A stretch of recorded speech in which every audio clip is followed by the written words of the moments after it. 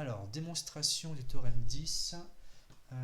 Faut juste que je relance un tableau blanc. Je pense l'avoir fait. Hop, il va se lancer. Je vous l'affiche. Hop, à côté. Et normalement, on est bon.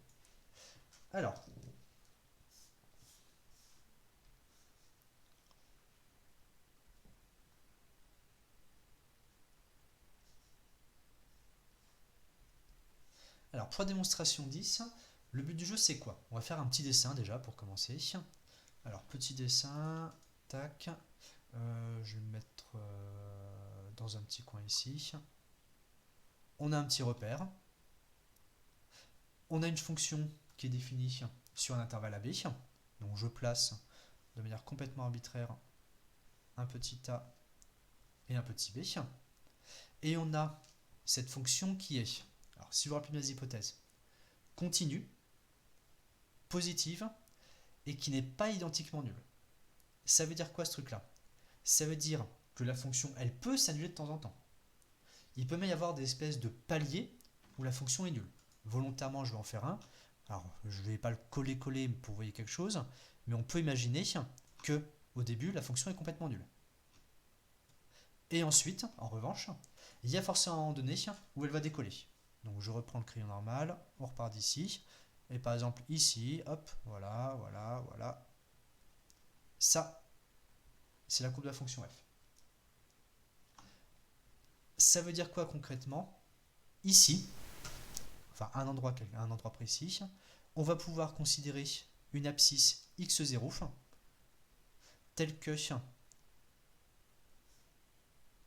de x0 soit strictement positif.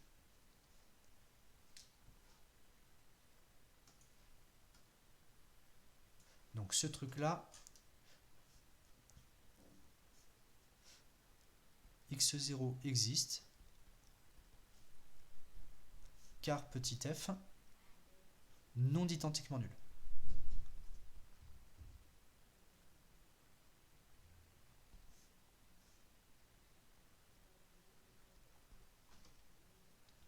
Identiquement nul sur un intervalle, ça veut dire nul sur cet intervalle.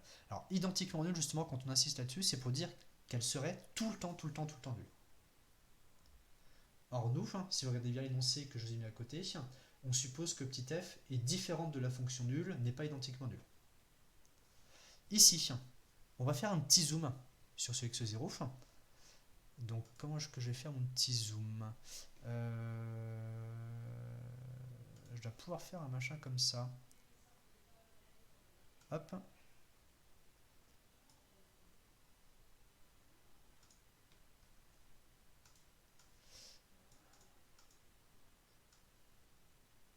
Alors du coup, on n'est pas vraiment sur du zoom là. Non, c'est raté mon truc. Hop, je recommence un petit coup. J'avais repéré cette fonctionnalité, donc j'essaie d'utiliser un petit peu. Je veux juste qu'on zoome ici.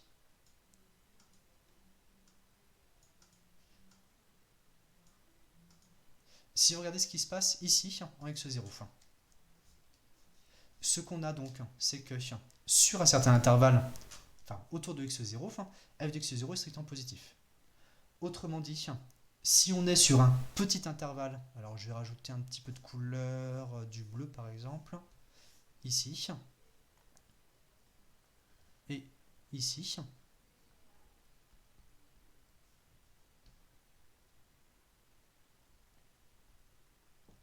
si on est sur ce petit intervalle x0 moins alpha, x0 plus alpha, on va pouvoir garantir que la fonction est toujours plus grande que, alors attention, pas plus grande que f de x0, mais que f de x0 sur 2.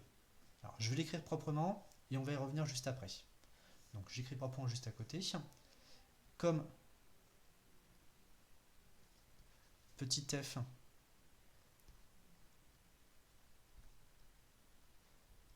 est continu en x0,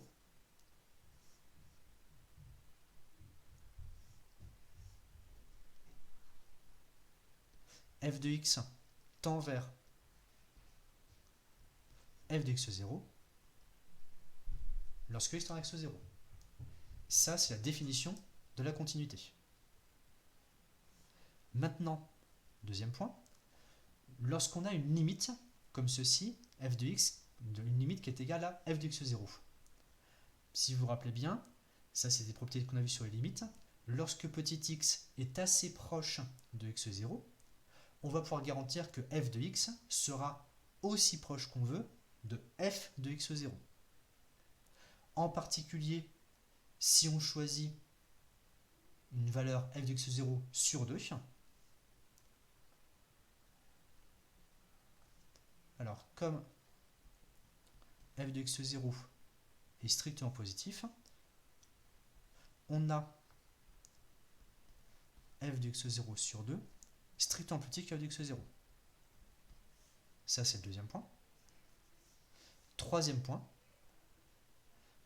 par la définition limite, ou par propriété des limites plutôt,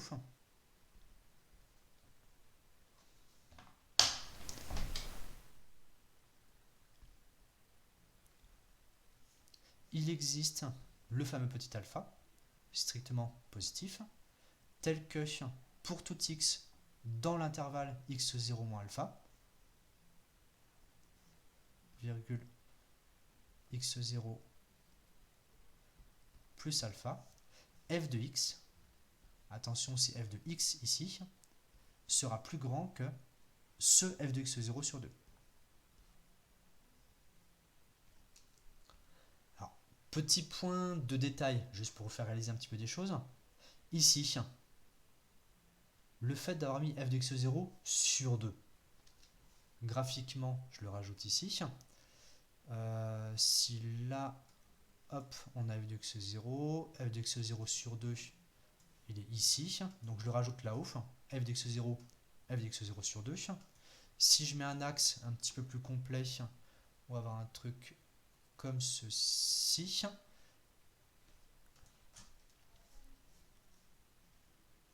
Donc là, on a f de x0, là on a f de x0 sur 2. Le fait d'avoir mis sur 2, on s'en fiche complètement, hein. Vous pouvez mettre sur 3, sur 4, sur 12, ça ne change rien. La seule chose qui est importante, c'est d'avoir une petite constante bloquée entre 0 et f de x0.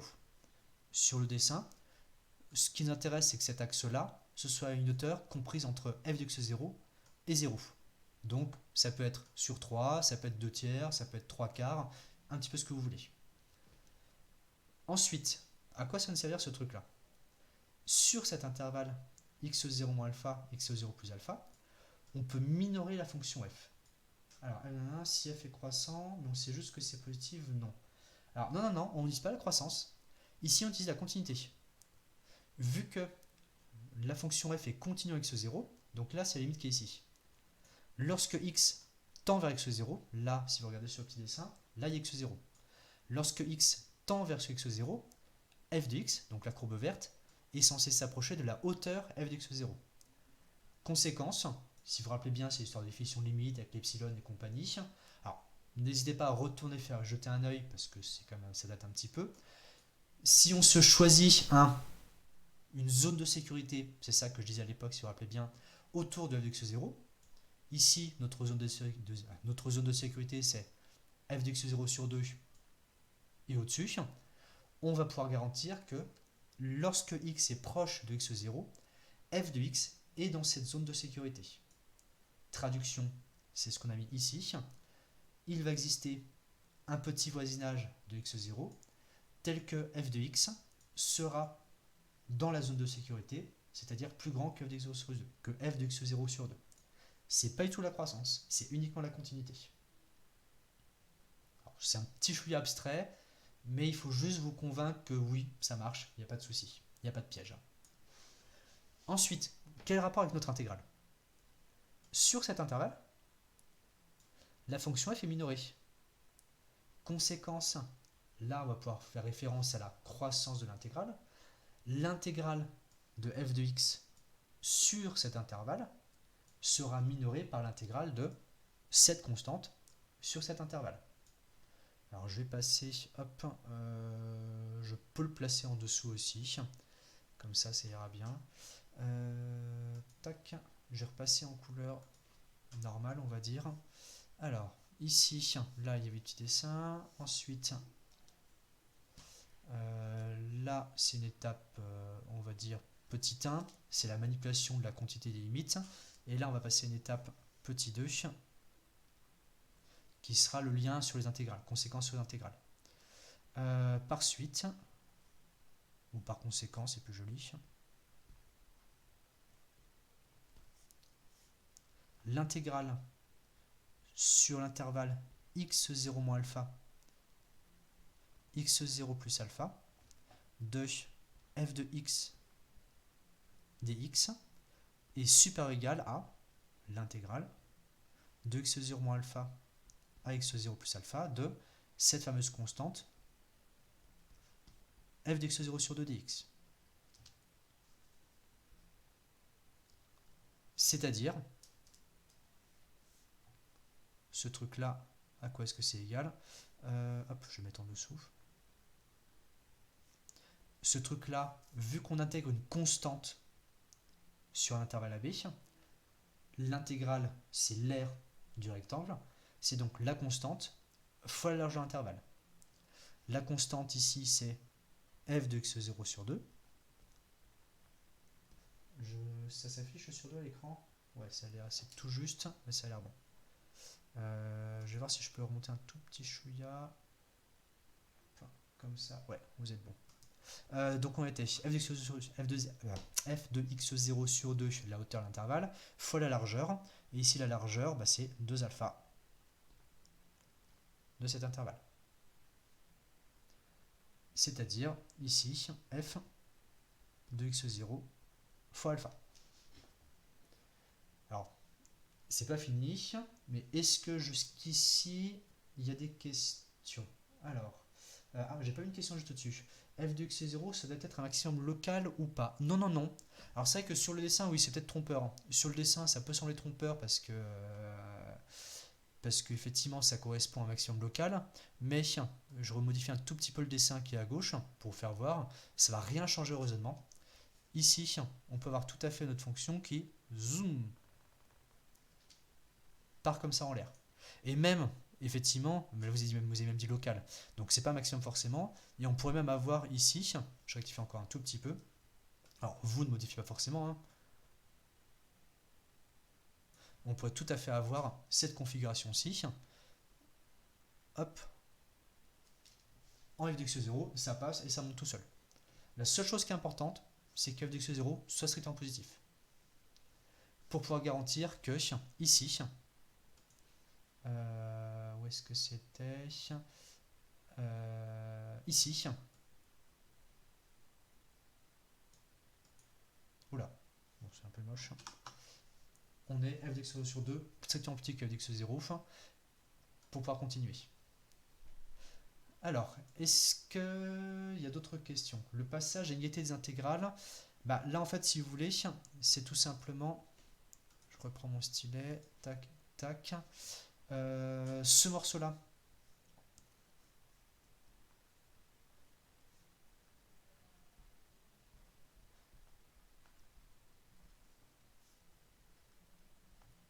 Je le mets de manière synthétique. Mais la seule chose qu'on dit, c'est qu'on a un truc du genre f de x plus grand que g de x. Donc, intégrale de f plus grand qu'intégrale de g. C'est uniquement ça qu'on dit. Alors, corollaire 11, peut-être. Léo, prise de parole. C'est possible ou pas? Je sais plus si j'ai mis. Non? Si? Si? Alors hop, je me mets vite fait en présentateur. Comme ça, vous pouvez parler si besoin. Je comprends pas en fait l'intégrale qui va de x0 moins alpha à x0 plus alpha. Comment ça peut être égal à f de x0 fois alpha? J'ai pas compris. En fait, c'est juste l'intégrale d'une constante. Donc imaginez que le f de x0 sur 2, c'est un petit k. Si vous intégrez k, je peux le réécrire juste à côté.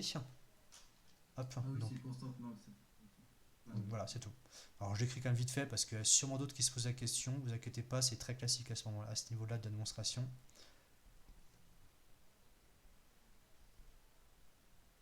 Voilà. Donc si l'intégrale d'une constante k entre x0 moins alpha et x0 plus alpha, c'est k fois alpha. C'est tout. Alors, je vais passer à l'écran d'après. Je vais juste récupérer hop, ce petit morceau-là. Où est-ce qu'il était? C'était celui-là. Lequel il nous intéressait?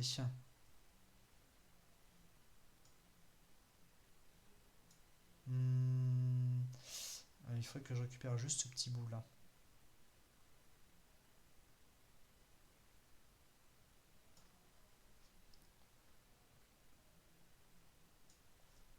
Hop là, hop là, hop là. Donc là, c'est juste comme ça, vous l'avez à l'écran. Et je peux peut-être gommer ça. Non, je peux pas gommer ce qui est là-haut. Bon, c'est pas grave. Donc là, comme ça, c'est juste pour récupérer la valeur intégrale si on a besoin. Et comme ça, vous l'avez, et vous, comme ça, vous au passage, vous l'avez aussi à l'écran encore un petit peu. Je le mets en haut à droite, comme ça, ce sera plus pratique pour vous. Alors, dernier point qui va nous intéresser, je remets la page précédente, ta. Donc maintenant, nous, ce qu'on veut, c'est intégrale sur A et B. Mais l'intégrale de A à B, bah, ça va être très facile. Donc étape 3, on va dire.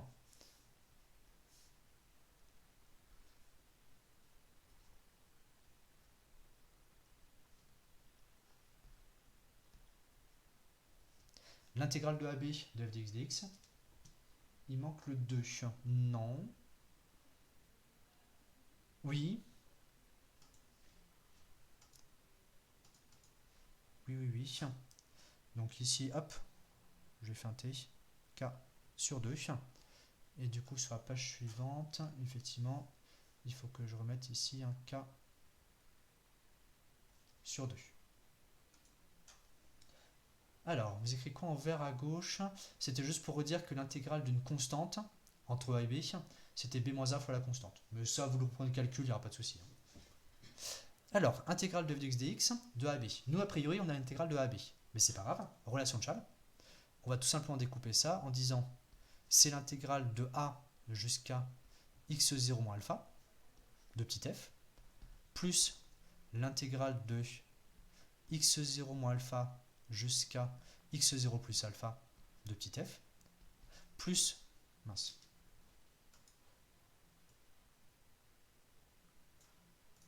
hop, plus, où est-ce qu'on était? L'intégrale de x0 plus alpha jusqu'à petit b, de petit f.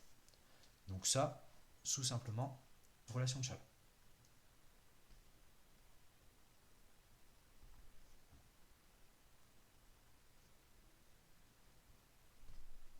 Et maintenant, le morceau qui est au milieu, bah, c'est juste celui qu'on a calculé avant. Donc le morceau qui est au milieu, il est plus grand que, alors on est arrivé à ouf, il est plus grand que f de x0 fois alpha. Ensuite, les deux morceaux qui sont à côté, bah là, on va pas se casser la binette. Alors ici, c'est juste au niveau de notation. Au niveau de notation, si j'écris pas f de x, si j'ai juste l'intégrale de petit f, bah il n'y a pas besoin de mettre le dx. Le dx, il est nécessaire quand on met une variable pour préciser la variable muette. C'est un peu comme quand on fait une somme des AK pour k allant de 0 jusqu'à n. Bah, si après vous changez le k en j, il faut changer le k allant de 0 à n jusqu'à en j allant de 0 à n. Là, c'est une intégrale de f de x dx. Si on met f de t dt, il faut changer, il faut s'adapter. Si on dit juste qu'on attaque petit f, on peut le laisser comme ça.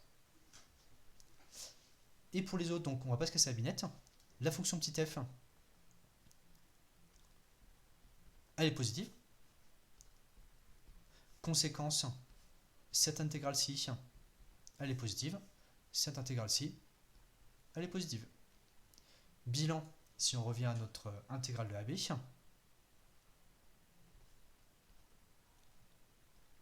l'intégrale de AB de f de x dx est donc plus grande que bah, juste f de x0 fois alpha. Et on a gagné parce que ici,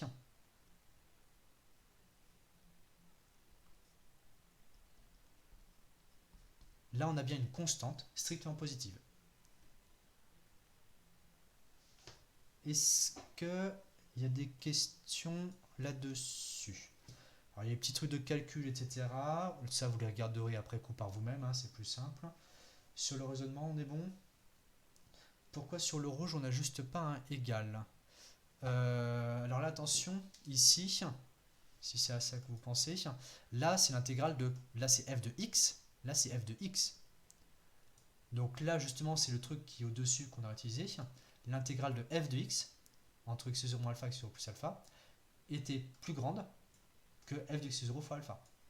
Donc plus grand que f de x0 fois alpha.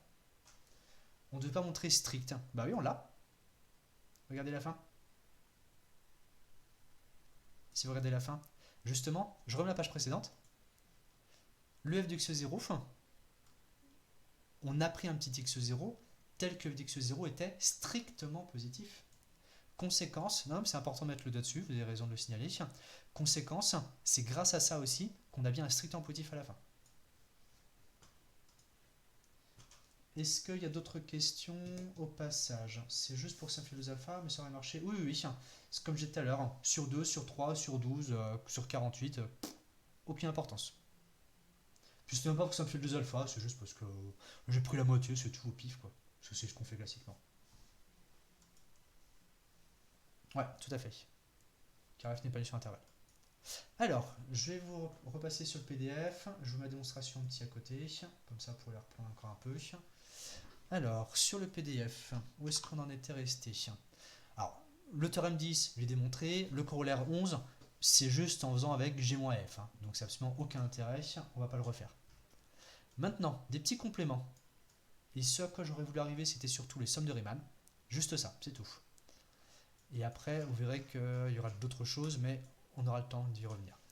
Alors, premier complément, c'est des pures banalités. D'ailleurs, même c'est des choses qu'on avait déjà vues en début d'année, si je me souviens bien. Est-ce que je vous l'avais fait ou pas? Unité de la moyenne.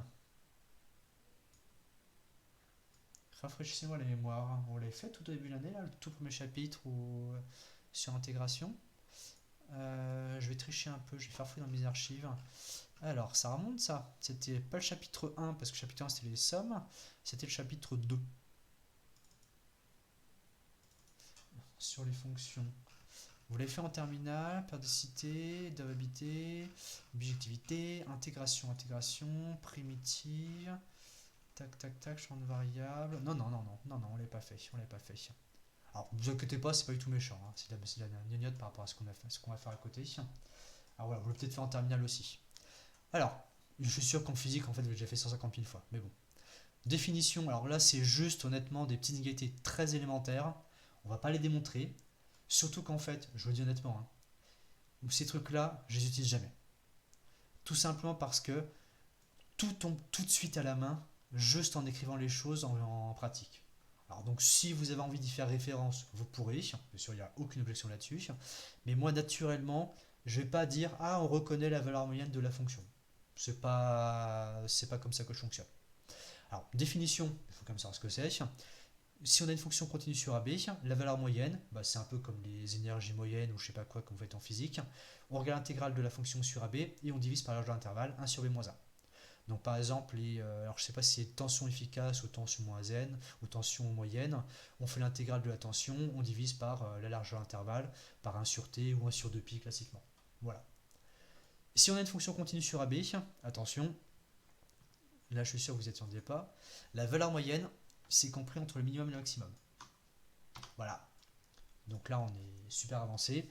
En pratique, c'est une petite inégalité à la noix à partir de la définition de la valeur moyenne. Donc ici, la valeur moyenne, plus petite que la bande inférieure, plus petite que la bande supérieure. Question subsidiaire. Pourquoi est-ce qu'on a le droit de parler de borne inférieure de f et de bande supérieure de f? C'est quoi le mot magique ici? Ouais, très bien. Il y a continu sur un segment, donc elle atteint ses bornes. Enfin, elle est bornée et elle atteint ses bornes. Donc là, on ne le redit pas, mais c'est à vous de le réaliser. Cette borne inf et cette bande sup, elles existent bien grâce à ça.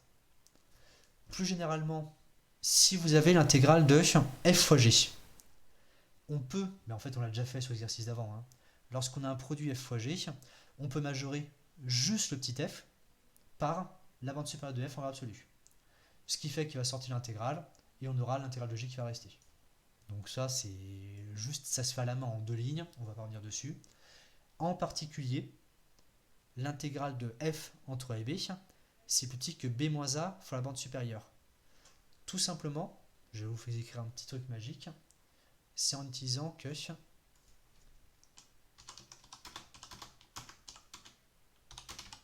f, c'est f fois 1. Si l'énoncé juste avant, vous remplacez g par 1, vous avez bien l'intégrale de f, qui est plus petit que la bande supérieure de f, fois l'intégrale de 1. Et l'intégrale de 1, bah c'est b moins a. Voilà, c'est tout. Donc là, on va pas s'éterniser, on enchaîne. Et là, ça par contre, c'est un gros morceau. Alors, vous allez m'encadrer tout ça.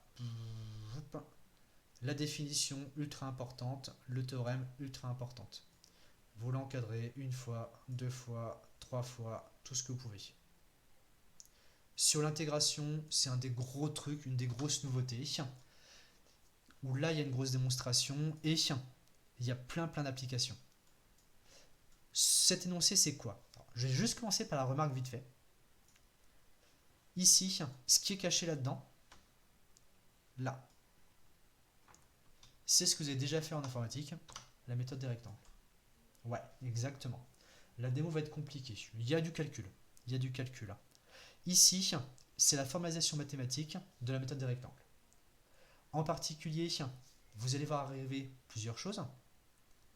Ces petits a plus k b moins a sur n. Ces trucs-là ici, là. Hop, hop, je les mets comme ça. Si vous vous rappelez bien, ça correspond pile poil aux abscisses de la subdivision régulière de l'intervalle AB.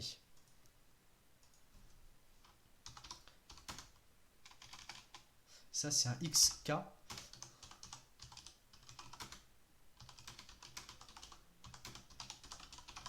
Abscisse de la subdivision régulière. On le réécrira dans la démonstration de toute manière, mais c'est important de le repérer. Ici, ce qu'on va faire sur cet énoncé, c'est regarder la définition, faire un dessin. Regarder l'énoncé, faire l'exemple. C'est peut-être plus facile pour commencer à se faire la main pour imaginer à quoi ça sert.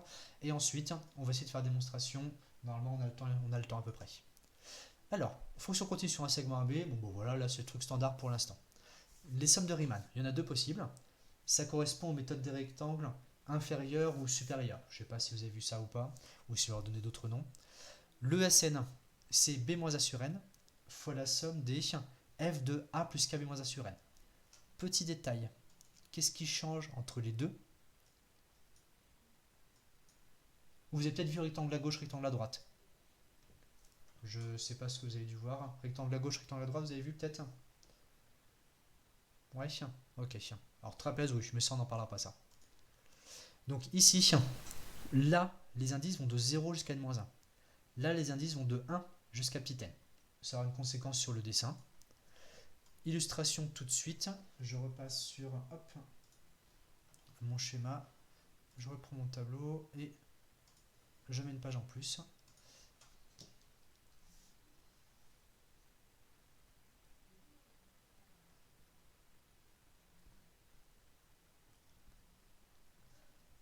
Illustration, somme de Riemann.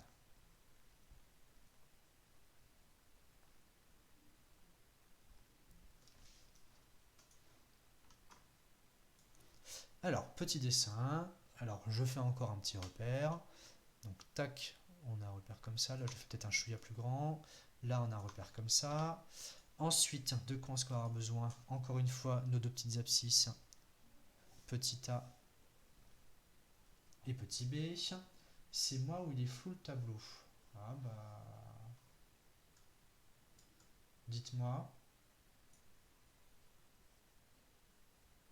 Non, bah désolé, c'était votre connexion qui est un peu légère pour l'instant. Ça va revenir.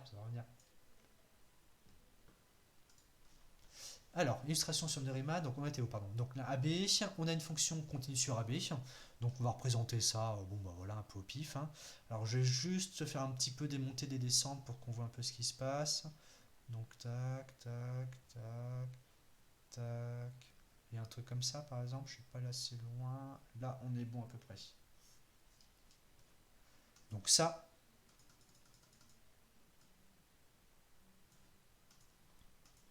hop, c'est la courbe de la fonction f. Ensuite, subdivision régulière. Donc je change de couleur. On avait vu le petit a, c'est x0. Le petit b, c'est xn. Et ensuite, on essaie de faire un découpage le plus régulier possible. Enfin, en vrai, complètement régulier. Là, après, c'est juste graphiquement, on va faire ce qu'on peut. Ici, tac, tac, tac, tac. Ça ressemble à quelque chose pour l'instant. J'ai un tout petit peu éloigné sur la fin. Voilà. Donc ici, on a petit x1. Ici, on a xn-1. Et je vais le représenter, je sais pas, par exemple là. On va avoir xk égale a plus k fois b-1 sur n. Alors au passage, dans l'expression de xk, si vous remplacez k par 0, bah, ça donne bien un petit a. Si vous remplacez k par n, ça donne a plus b-a. Et on retourne bien sur b. Donc bien sûr, tout est cohérent, il n'y a pas de souci. Ensuite, ce qui va nous intéresser tout simplement, ça va être, alors je repasse juste, bah vous l'avez encore à petit gauche, vous l'avez encore à gauche. Si vous regardez le SN, et le TN aussi d'ailleurs, on est en train de faire la somme des f de xk. F de xk, où est-ce qu'il va se voir? Il va se voir ici. Alors là, il y a xk, je mets bien au-dessus. Tac, tac. Donc ici, on a f de xk.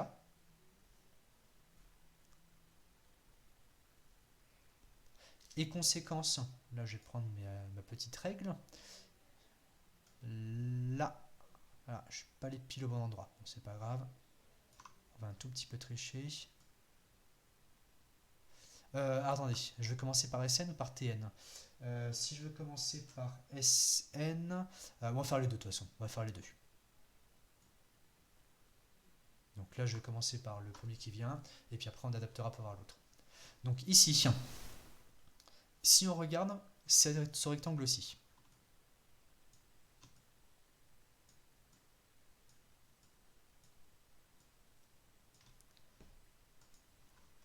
ce rectangle-ci, c'est enregistré, oui.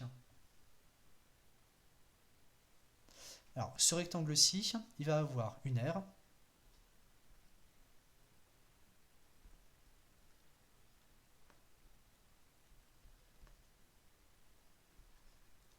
Alors, l'aire du rectangle, c'est la hauteur f de xk multiplié par la largeur. Et la largeur, c'est b-a sur n.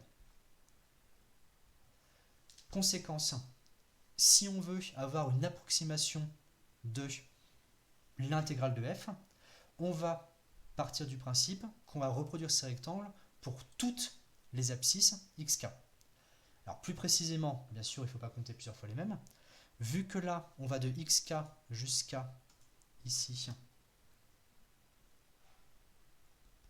xk plus 1, on va considérer tous ces rectangles-ci pour k allant de 0 jusqu'à n-1. C'est pour ça que ça correspond au Sn. Si j'ai bien mis les indices comme ça, je vérifie juste. Sn, c'est bien de 0 n-1. Ouais, on est bon.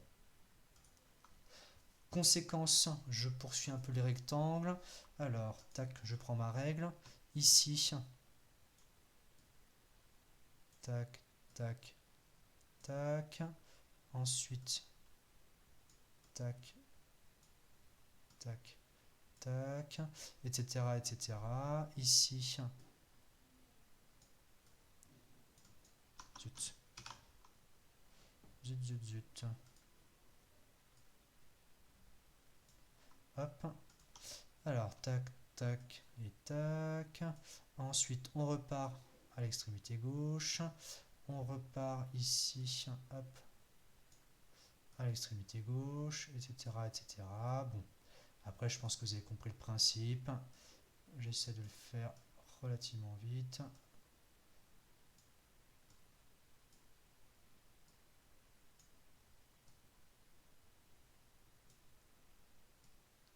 Voilà.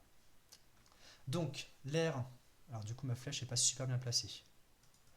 Je vais la remettre un petit peu.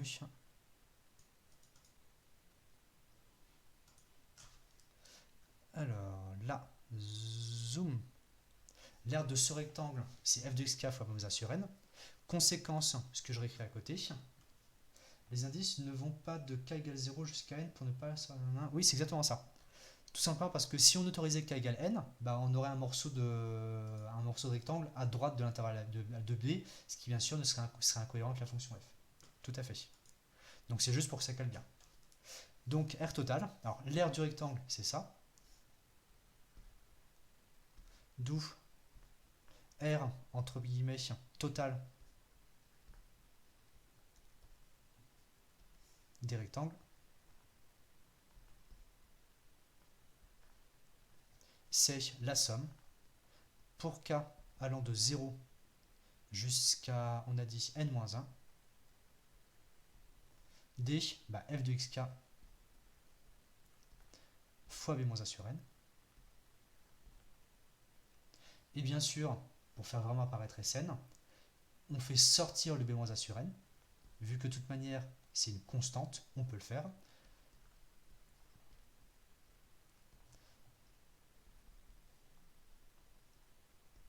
Et on se retrouve bien avec Sn. Conséquence, on va mettre ça en une petite phrase en dessous. J'ai tout fait en rouge. Bon, c'est pas très grave. Morale, morale, morale.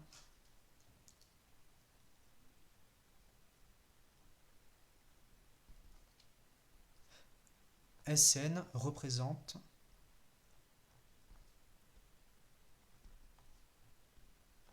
la somme des aires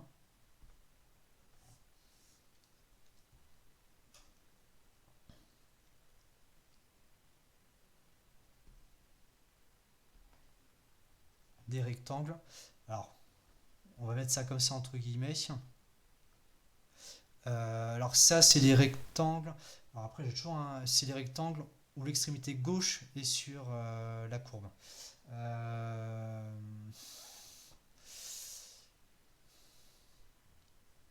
Je sais plus si ça, on l'appelle ça précisément le rectangle à gauche ou à droite. J'ai toujours, je sais pas pourquoi, j'ai toujours à bugger là-dessus. Alors qu'il n'y a aucune raison, c'est juste un truc, une convention à repérer. C'est à gauche en info dans ce sens-là, voilà. Alors ça se trouve, enfin je sais pas, Psy-Bourgeois a sûrement réadapté, mais vu qu'il y a quelques années c'est moi qui ai fait le cours d'info, ça se trouve je me suis trompé il y a 5 ans, et puis du coup l'erreur elle perdure. Hein. Donc vous vérifierez un petit peu par vous-même dans la littérature. Alors, ici, est-ce qu'il y a des questions là-dessus, sur ce dessin? Et après, pour les TN, je vous laisserai le dessin à faire par vous-même en disant que ça représente les rectangles, les aires des rectangles à droite. Pas de questions particulières? Alors, maintenant, donc, je rajoute, hop, page suivante, de même. Et après, on va passer au théorème à démonstration.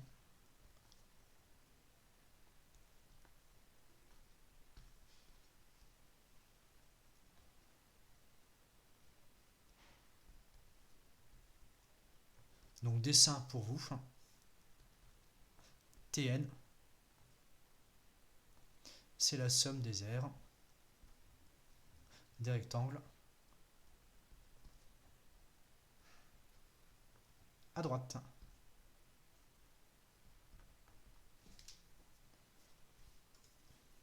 Hop, on souligne ce truc là.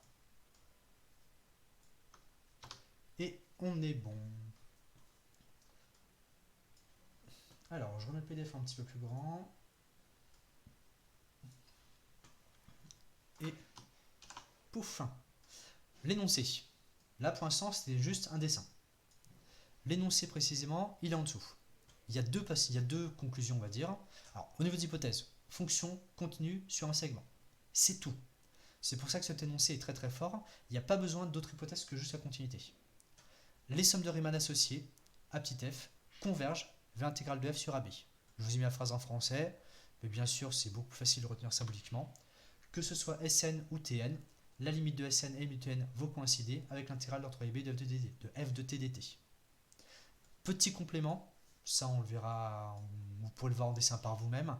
Si la fonction f est monotone, et je suis sûr qu'en info vous avez dû le voir, lorsque la fonction est croissante, on a Sn qui est plus petit que l'intégrale de f, qui est plus petit que Tn, alors que si f est décroissante, bah c'est dans l'autre sens. Mais en pratique, vous faites vite fait un dessin et vous voyez très vite ce qui se passe. Exemple. On va sauter tout de suite à l'exemple et puis après, on fera la démonstration. Ou alors peut-être dans l'autre sens. Non, exemple. Et au pire, on sera interrompu la démonstration et puis je la reprendrai la prochaine fois. Parce que si je vais vous donner un petit exercice ou deux là-dessus, il faut qu'on ait fait l'exemple avant. Alors, je reprends mon tableau.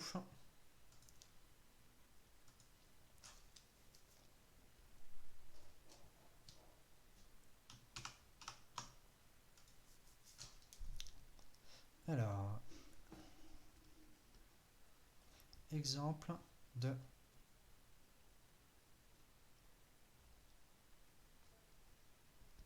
somme de Riemann.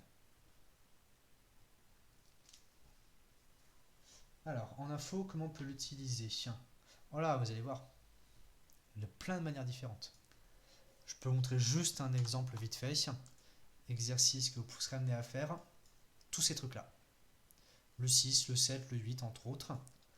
Et notamment, là justement, vous allez le voir dans l'exemple aussi qu'on va faire, cet énoncé qui est un énoncé d'intégration, il peut en fait servir dans plein d'exercices qui n'ont pas du tout l'air d'être des exercices d'intégration de prime abord.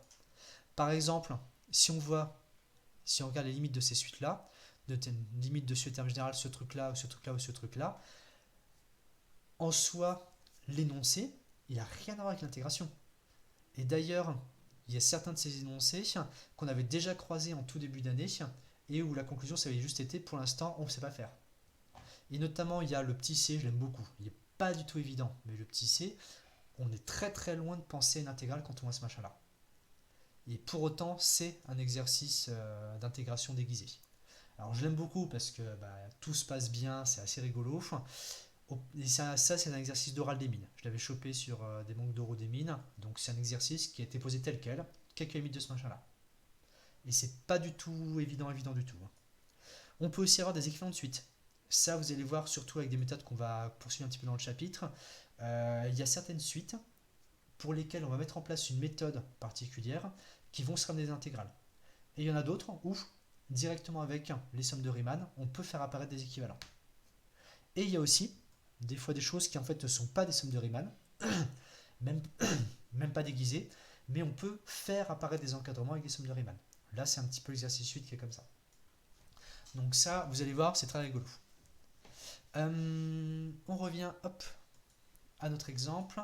Alors attention, j'ai fait une capture. Hier, c'est ce qui a fait tout planter. Donc j'espère que là, ça ira.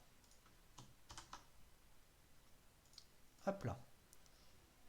Pour l'instant, c'est là bon. Vous êtes toujours là? Allô, allô? Oui, c'est bon. Ok. Alors, exemple de somme de Riemann. Ce truc-là, cet exercice tel quel, il n'est pas méchant du tout. Vous allez voir, on a un qui est une somme pour k allant de 0 jusqu'à n de ln de 1 plus k sur n. Si vous comparez avec l'expression d'une somme de Riemann, je vais remettre l'énoncé un petit peu comme il faut à côté. Hop, comme ça vous devez bien placer. Hop, là comme ça c'est tout bon. Si vous regardez l'énoncé du côté gauche, vous allez avoir à repérer les indices. On a un petit k qui va de 0 à n-1 pour Sn, de 1 à n pour Tn. Déjà là, si vous jetez un œil sur l'énoncé, sur l'exemple en dessous, il y a un truc bizarre. Les indices, il y a un truc qui ne colle pas. Ensuite, on est censé faire apparaître le b-a sur n et le f de xk. En général, c'est beaucoup plus facile de commencer par faire apparaître le f de xk. Ici, en plus, l'écriture ln de 1 plus k sur n, elle ressemble quand même beaucoup à l'écriture qu'on a là. Donc pour le petit a et le petit b, c'est pas trop méchant de deviner ce que ça peut être. Et une fois qu'on aura fait apparaître le petit xk, On aura donc identifié le petit a, le petit b. On va pouvoir forcer l'apparition du b-a sur n devant. La seule chose sur laquelle je vais insister dans ces sommes de Riemann, je vais la rajouter aussi au-dessus, vous avez toujours, alors je ne sais pas trop, est-ce que je peux le rajouter? Hop, ne bougez pas. Je vais le mettre comme ça d'une autre couleur. Dans les sommes de Riemann, vous avez toujours là ce bloc K sur N. Ce bloc, hop, mince, j'ai fait une bêtise. Vous avez toujours ce bloc K sur N qui est à l'intérieur. Et lui, c'est entre guillemets la première chose à faire apparaître. Et après, autour de ça, vous pourrez un petit peu tâtonner pour trouver la et B à la main. Si on revient sur notre exemple, donc je repars sur hop, le tableau, je le mets en grand. Ici, on écrit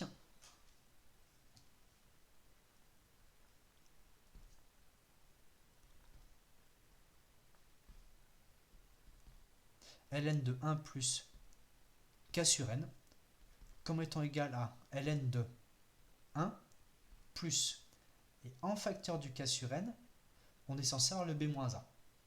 Si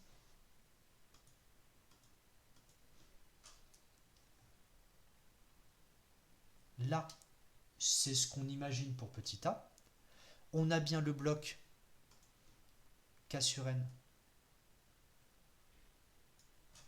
Hop, je le réécris en dessous. Alors le bloc, c'est entre guillemets, hein, c'est juste une manière de parler. Le bloc k sur n qui est apparu. Et il nous manque à côté le b-a. Vu que nous, à côté de k sur n, on a x1, ça veut dire que k sur n, que 1 c'est b-a. Et donc on se retrouve avec tout simplement à faire apparaître, hop, virtuellement, un x1 qui est égal à 2 moins 1 qui est égal à b-a. Donc là, c'est très simple à faire apparaître. On bidule comme ça. En revanche, si le b-a est égal à 1, il nous manque devant la somme, il nous manque le 1 sur n. Donc on écrit ensuite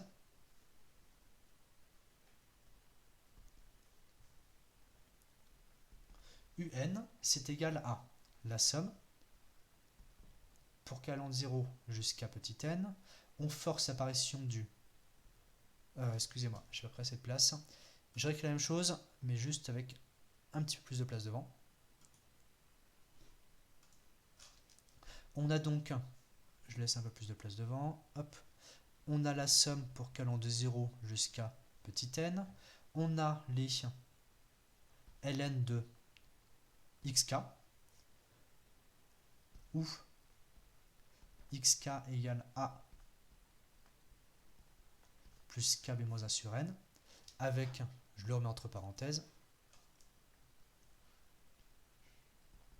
a égale 1, b égale 2. Et on force l'apparition devant du b-a sur n, c'est-à-dire du 1 sur n. Mais bien sûr, tel quel, c'est pas égal. Donc pour compenser, on force le n fois 1 sur n. Donc là, c'est le bloc k sur n. Ouais.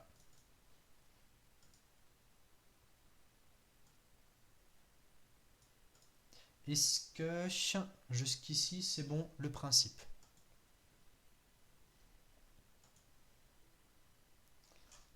On est bon? Alors maintenant,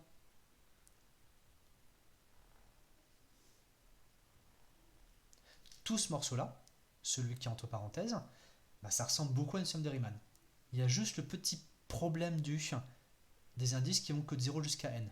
Mais on va rectifier ça en dessous.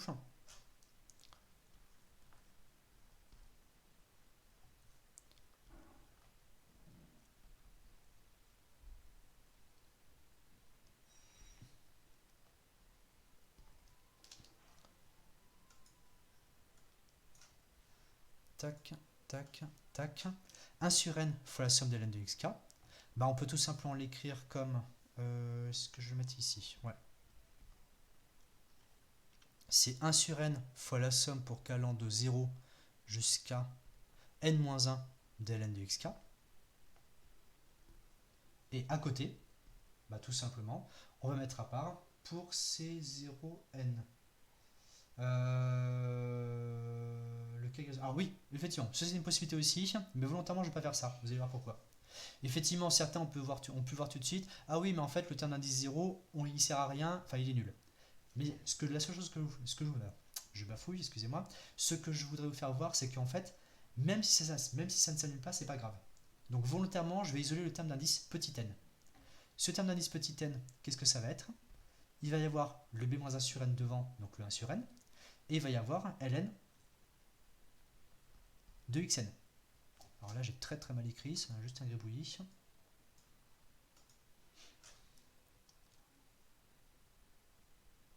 Hop. Alors, je revois un tout petit peu la mise en page.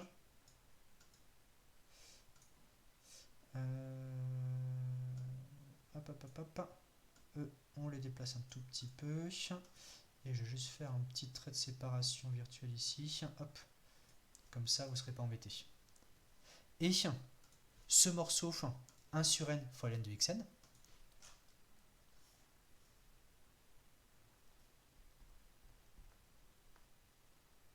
xn, ici, c'est égal à 2. C'est 1 sur n ln de 2, et ça tend vers 0. En fait, ce qui va se passer, même si le terme ne s'annule pas, vous allez toujours avoir, dans le contexte d'une somme de Riemann, le b-a sur n devant qui tend vers 0, multiplié par une constante. Et donc, vous aurez toujours un terme parasite, a priori parasite, qui en fait va tendre vers 0. Conséquence pratique, ce qu'il faut retenir dans votre tête, que la somme aille de 0 à n-1, de 1 à n, de 0 à n, voire même de 0 à n plus 2, ça ne change rien. Vous mettrez de côté les petits termes qui vous embêtent, et de toute façon, ils vont être multipliés par quelque chose qui tend vers 0. Donc, ils vont passer la trappe. Et là, je vais juste faire un clouc, clouc, clouc.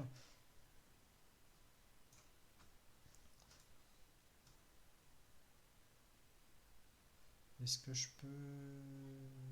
Non, c'est moche comme ça. C'est dommage que je puisse... Ah! Non, c'est bon. C'est dommage que je puisse pas faire un lasso zoup un petit peu penché. Bon, c'est pas grave. Qu'est-ce que je voulais dire d'autre du coup? Oui, et ce morceau-là, on va y arriver, vous inquiétez pas.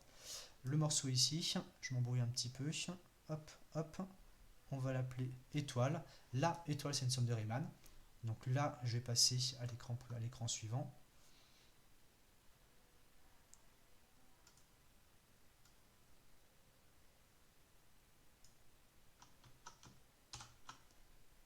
Alors, tac, tac, tac.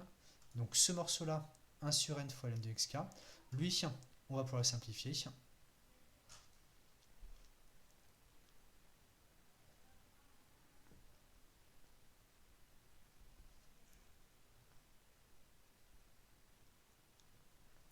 C'est une somme de Riemann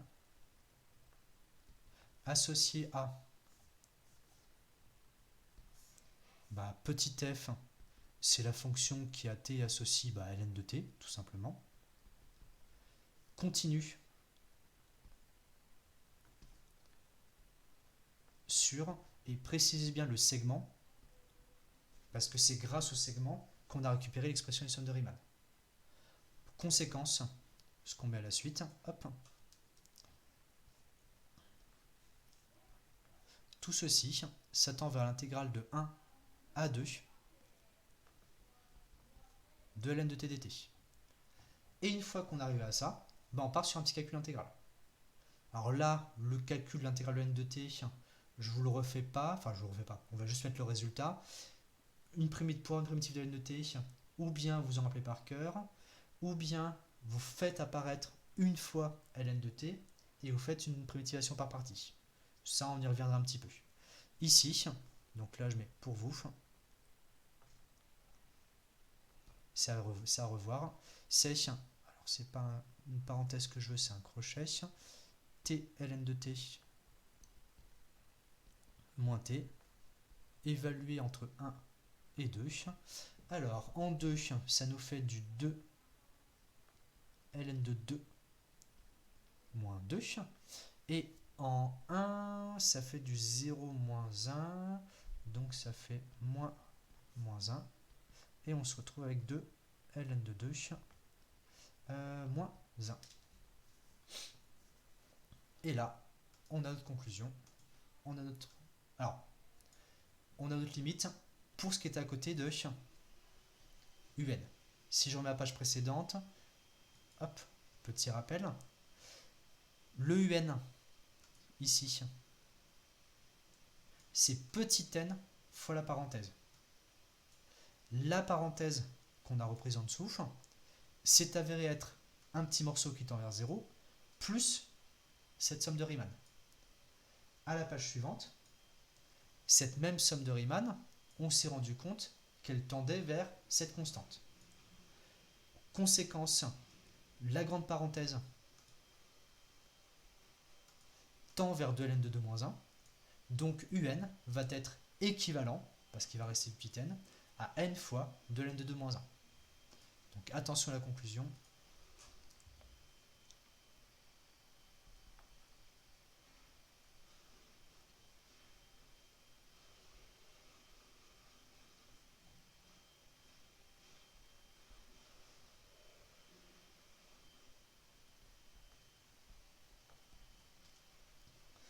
Alors, on n'a pas une FI avec l'infini fois 0. Attention, on ne parle pas de limite. C'est pas une limite, c'est un équivalent. Là, c'est juste équivalent d'un produit, c'est le produit équivalent.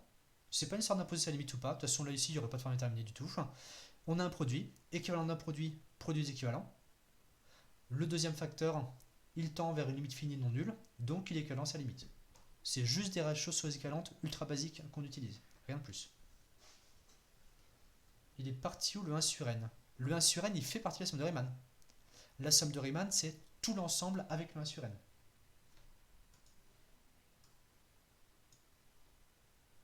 Est-ce qu'il y a d'autres questions? On peut le sortir comme ça? Non. Honnêtement, vous pouvez le sortir comme ça. Après, c'est pas officiellement du programme. Donc, savoir le redémontrer, c'est pas mal. Parce que typiquement à l'oral, on peut vous le demander. On peut vous dire, oui, mais bon, là, vous n'êtes pas trop censé le savoir. Donc, refaites-moi le petit calcul. Et voilà. Le pour vous désigne quoi? Justement, le calcul de l'intégrale de n de t. La petite IPP pour faire apparaître le 1, etc., etc. Alors, fin de l'exemple. Hop. On va repasser maintenant à la démonstration. Alors, je prends une page suivante. Attention, ça va disparaître. Pouf. Alors, si je vous remets l'énoncé temporairement un petit peu plus grand. Donc ici, dans cet énoncé, on veut démontrer la convergence des sommes de Riemann. Alors bien sûr, on va faire que l'une des deux. Les deux, après, c'est complètement similaire.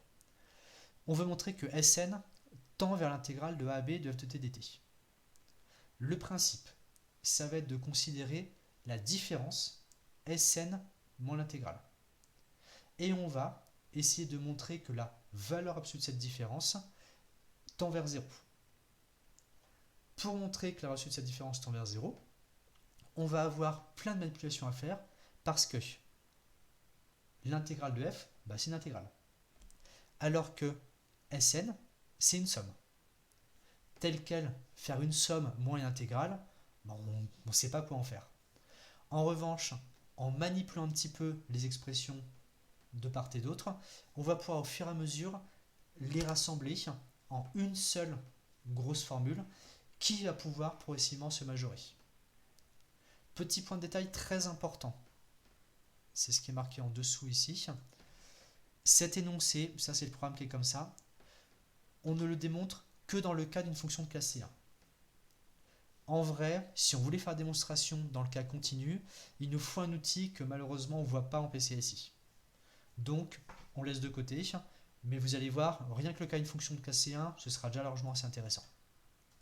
Alors, je remets l'énoncé en petit, et on va repartir sur le tableau avec la démonstration. Donc, démonstration numéro 13.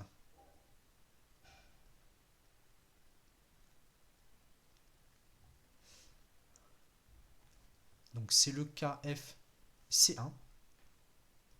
Et c'est pour... Bon, je mets SN par défaut, de toute façon. Ça, honnêtement, ça change rien du tout. Le but,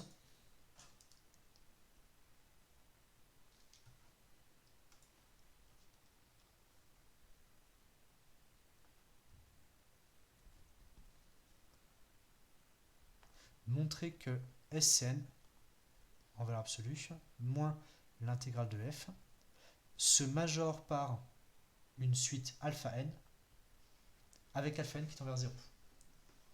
Si on a ça, on aura bien la différence qui tend vers 0, donc Sn qui tend à l'intégrale de f.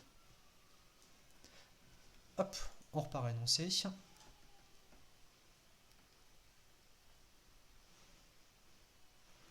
On calcule Sn moins l'intégrale de a à b de f de t dt. Et ce morceau-là, on le met en valeur absolue.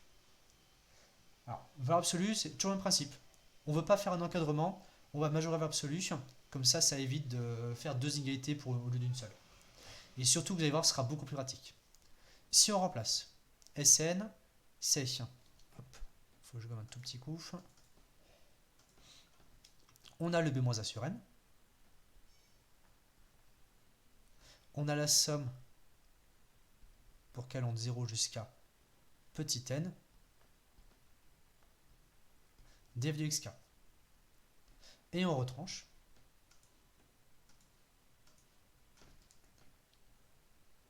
L'intégrale entre a et b de f de t dt. Donc là, ça c'est juste de la recopie, avec, toujours pareil, je le réécris à côté, tac,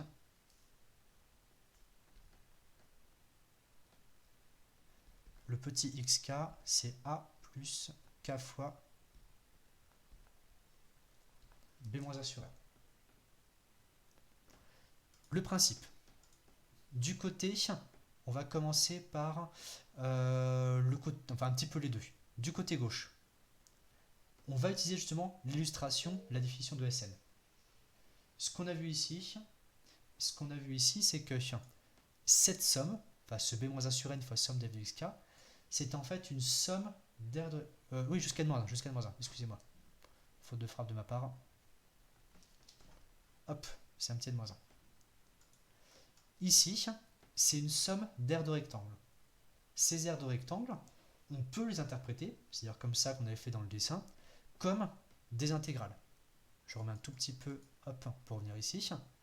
Le b-a sur n fois f de xk, pardon, juste le b-a sur n fois f de xk, c'est l'aire d'un des rectangles. Et l'aire d'un des rectangles, par définition, c'est une intégrale d'une fonction constante sur l'intervalle xk plus 1. Je reviens un petit peu en arrière. D'autre part, histoire d'homogénéiser un petit peu le tout, l'intégrale de a à b de f de t dt. Pareil, on va la découper en disant l'intégrale de la fonction sur tout l'intervalle AB, c'est la somme de toutes les petites intégrales sur chacun des intervalles xk, xk plus 1. Et en faisant ça progressivement, on va pouvoir découper les deux morceaux en une somme de petites intégrales. Alors, on met ça en place, on va aller doucement, et après ça ira. Donc il nous reste 10 minutes, on devrait pouvoir mettre en place une bonne partie, et au pire on finira la prochaine fois, vous inquiétez pas. Alors, je vais faire quoi? Est-ce que je coupe en deux séparément? Est-ce que je coupe en deux? Ou est-ce que je mets tout mélangé? Alors on va couper en deux, ce sera peut-être un chouïa plus clair. Alors, or, b-a sur n, donc là c'est un petit... On va mettre un petit A pour ce morceau-là.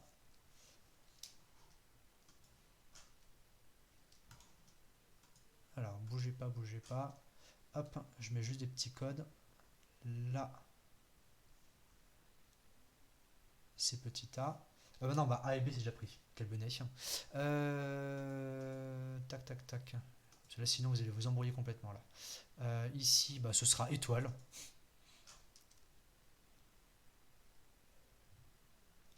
Et le deuxième,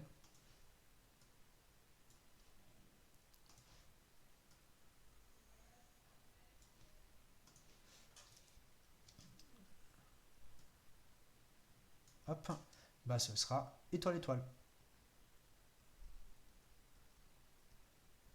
Voilà. Ici, hop, j'efface ça. Et donc là, premier morceau. Pour la petite étoile, B-A sur N fois la somme pour qu'elle de 0 jusqu'à N-1 df de xk. C'est égal à la somme pour qu'allant de 0 jusqu'à N-1 des B-A sur N fois f de xk. Ensuite, on va continuer à décomposer ça. Alors, ça va être égal à la somme pour k allant de 0 jusqu'à n-1 des alors, les b-a sur n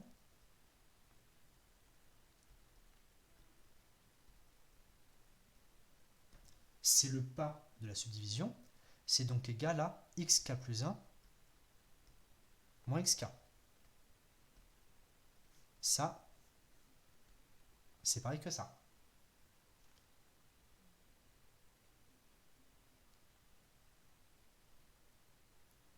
Ensuite, la somme d'xk plus 1 moins xk fois f de xk. On se retrouve donc avec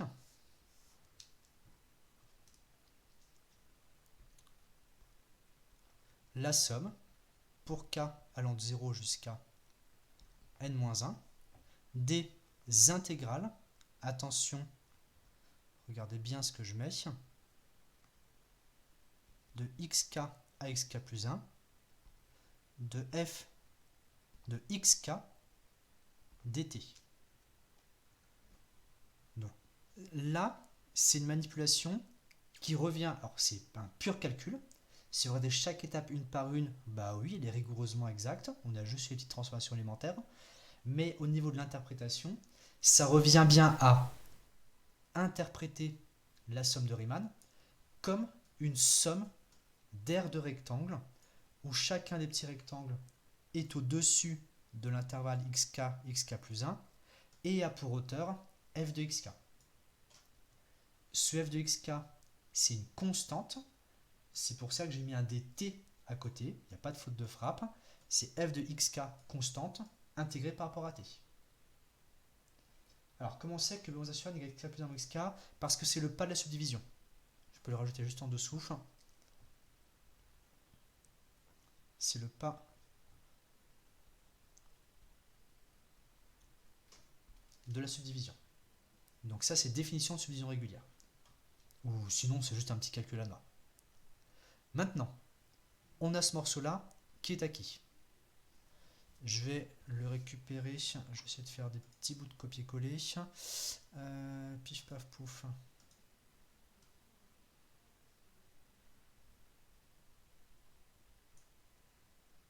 Est-ce que je peux... Non, je peux pas. Hein. C'est pas aussi souple que ce que je voudrais. Mais bon, c'est pas grave.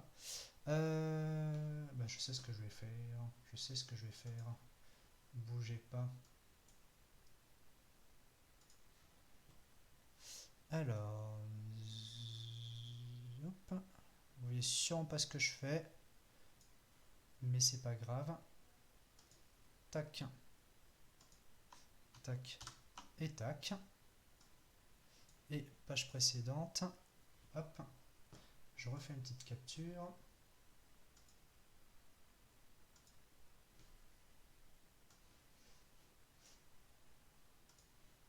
Et je veux ce morceau-là. Comme ça, vous avez le temps de recopier tranquillement. Ah, ça devient tout grisé aussi pour vous, c'est ça?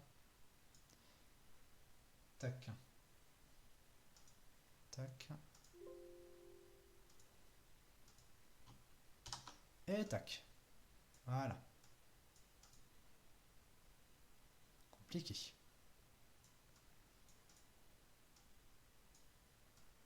Lui, je le laisse dans un petit coin. C'était une première étape. Ensuite, je refais pour le étoile-étoile. Cette fois-ci, c'est l'intégrale entre A et B de f de t dt qu'on veut modifier. Donc je reviens page suivante. Désolé, je suis obligé d'avancer un petit peu. Essayer de suivre les grandes idées. Et puis après, après, ce sera plus facile. Alors, le étoile-étoile. Ici.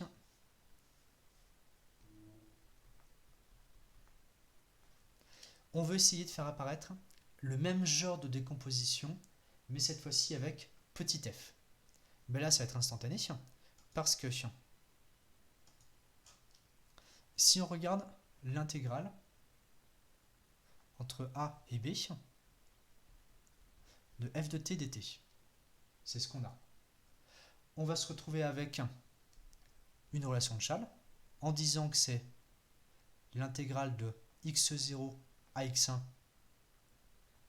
de f de t dt, plus etc., plus l'intégrale de x. Alors, nous, on va de jusqu'à n-1 à xn. De xn-1 à xn de f de t dt. Donc là, tac, relation de Chasles.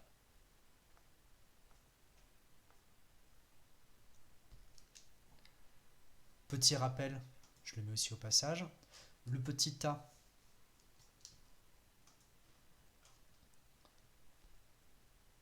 c'est x0. Et le petit b, c'est xn. Rappelez-vous bien de ça. Donc on a bien x0 comme première bande d'intégrale, xn comme deuxième bande de l'intégrale, x0 ici, on passe par x1, x2, x3, etc. Et on arrive à xn tout à la fin. Donc la relation de Chasles, elle est valable. Mais, bien sûr, ce qu'on vient d'écrire, si on le met sous forme d'une somme, bah c'est quoi? C'est la somme pour k allant de 0 jusqu'à n-1 des intégrales de xk à xk plus 1 de f de t dt. Conséquence, et c'est ça qui va m'intéresser maintenant,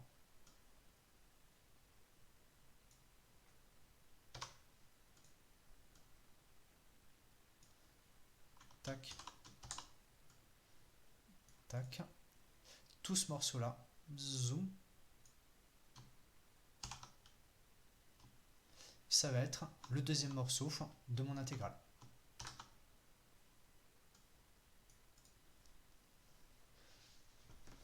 Est-ce que pour ce deuxième morceau, on est bon?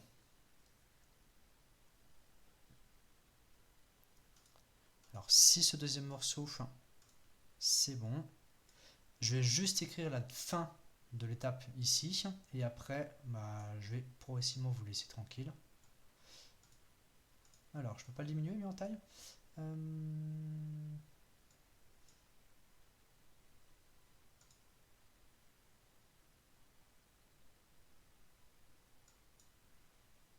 Ah si, ça y est. Zoom.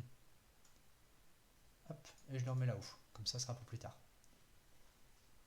Ok, oui ou non? On a f de t et f de xk. C'est normal. C'est normal. Attention, ici, effectivement. Ici, parce que sinon, ce serait exactement pareil. Ce serait bizarre. Ici, on a f de t, alors qu'avant, on a f de xk. Donc, c'est fait exprès. C'est fait exprès. C'est différent. Enfin, c'est fait exprès. C'est comme ça. C'est la vie. C'est différent. Conclusion. Ici, par conclusion, on va faire un petit ainsi. La valeur absolue de Sn moins l'intégrale entre a et b de petit f, ça va être égal à la valeur absolue de la somme pour k allant de 0 jusqu'à n-1 des intégrales de xk à xk plus 1 des f de xk moins f de t dt. Je mets des petits crochets ici. Et ici, nos grandes valeurs absolues. Donc, je vous laisserai réfléchir à tout ceci. Là, c'est pas encore fini, c'est pas encore fini. Mais ça, c'est la première étape qui est la plus grosse étape. Modifier toutes ces expressions pour se retrouver avec ceci. Et après, il y aura l'intervention, l'étape 2, on va dire. Si là, je rajoute un petit numéro, là, ce serait l'étape 1. Il y aura ensuite l'étape 2, intervention du caractère C1 de petit f pour obtenir une majoration de tout ceci. Alors, s'il y a des questions directes, vous pouvez les poser là. Sinon, n'hésitez pas à reprendre les choses par vous-même. Et je vais vous laisser là. Regardez juste pour demain, s'il vous plaît. Hop. Sur les sommes de Riemann. Alors, pas le plus compliqué tout de suite, vous inquiétez pas. Juste les deux premiers. 6A et 6B. Donc ça, pour demain jeudi. Les deux sont très très proches de choses qu'on a vues. Au niveau calcul, il n'y a pas de choses très compliquées, sauf peut-être à un endroit précis. Donc là, c'est application directe, ce sont les sommes de Riemann. Voilà, c'est marqué dans le titre. Donc cherchez pas midi à 14h. Le but du jeu, c'est juste faire apparaître une somme de Riemann, trouver la bonne fonction, la bonne intégrale et faire le petit calcul. Le premier, honnêtement, c'est censé être 5 minutes, après avoir repris un petit peu le cours.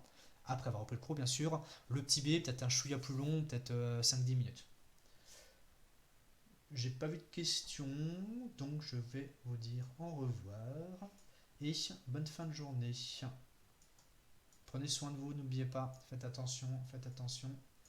Et puis moi, j'ai un gâteau d'anniversaire qui m'attend.